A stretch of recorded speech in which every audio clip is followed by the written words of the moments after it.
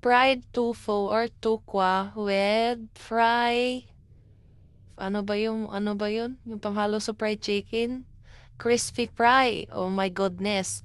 So, dahil ang tofu ay masyado siyang mamamun or masyado siyang foamy, kailangan mo po siyang hiwain ng maninipis tulad nito. Ganyan lang po siya kanipis, so at dahan-dahan lang po kayo kasi siya po ay masyadong malambot, konting ano mo lang, napipiga mo siya, nadudurog. At tapos, lagyan natin ng itlog muna bago natin ilublob doon sa crispy fry. So, crispy fry na maliit lang muna yung gagamitin ko.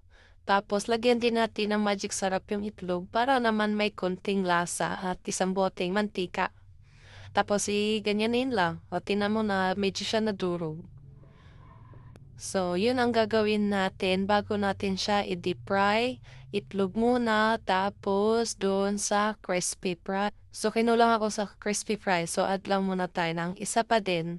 Mamaya, bibigay ko sa inyo kung magkano ginastos ko sa ulam na to. Budget meal lang, promise.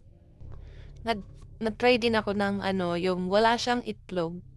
Yung diretso lang sa crispy fry, yung tokwa. So, ito po yung may itlog. Ito naman yung walang itlog. Yung diretso lang siya sa crispy fry. I suggest guys, mas masarap po, mas crunchy po kapag walang itlog. So, yung mga nadurog, ihahalo ko na lang sa itlog at lulutuin ko siya ng iba. Ito yung tingnan nyo guys, ito yung may itlog sa kanan, kaliwa yung wala. So, tikman natin. Ito yung walang itlog. So, crunchy po siya. Promise, mas masarap, mas malasa. Tapos, tikman naman natin yung may itlog. Ayan po siya, medyo malambot. So, hindi siya bet ng anak ko kasi gusto ng anak ko ay talagang crunchy. So, ang ginawa ng anak ko, inulit niya pa talaga yung prito ko. Inulit niya as in crispy. Mas masarap siya nung inulit kasi talagang crunchy nga naman. So, ayan po na inulit ng anak ko ang pagprito.